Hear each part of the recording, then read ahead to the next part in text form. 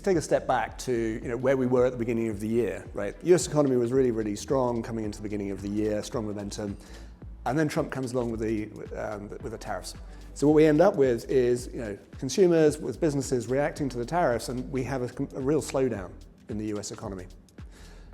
As people try to work out, where we're going with the tariffs, what's actually going to happen. And then on top of that, it's like we have the one big beautiful bill. Is it going to cause a shutdown? Is it not going to cause a shutdown? And all of these other issues that come in.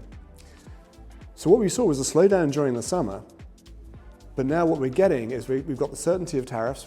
So consumers and businesses are starting to invest again, companies are starting to hire again. On top of that, we've had the Fed react with a rate cut and possibly more rate cuts to come. So now looking over into 2026, we've got the benefit of increased certainty around all the tariffs.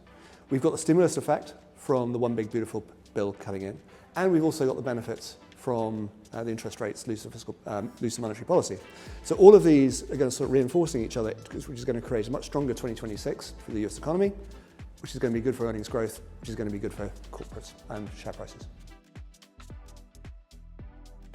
If I go back to when I started in this industry over 30 years ago, right? The S&P 500 kind of reflected US corporate America, right?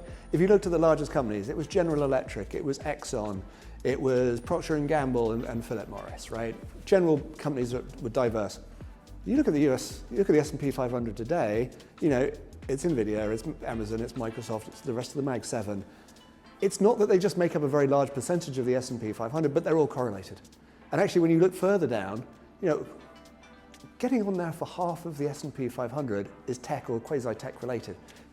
It's almost like a tech fund, right? It's not a pure reflection on what's going on in the US economy like it used to be.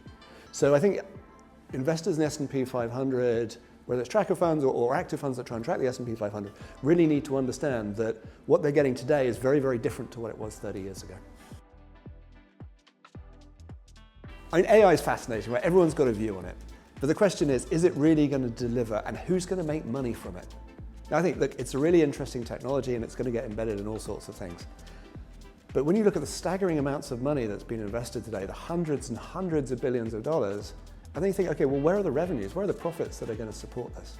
And I'm not saying companies aren't going to make a lot of money years and years out, but this really feels like a bubble today in terms of the valuations and the expectations that are being built into this.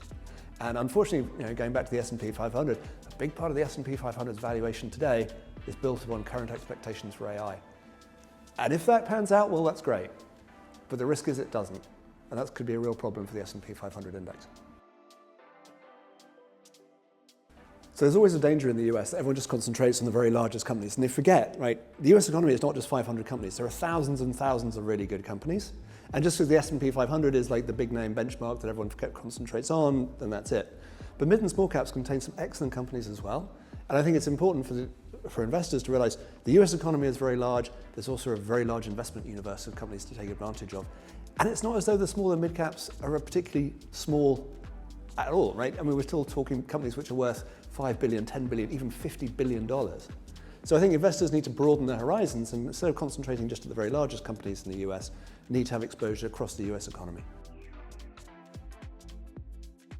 So the Premier Miton US Opportunities Fund is very much positioned to benefit from the strength in the US economy, the strength today and the increasing strength going forward, but it avoids all the exposure to the AI-related bubble, the froth and the excesses that we're seeing. Because once that goes away, investors will very much need to concentrate on the rest of the market. And by offering a fund that invests not just in the largest top end of the market, but all mid caps and small caps, we get the broadest possible exposure to the US economy. And as I said, avoiding all of the AI froth and excess.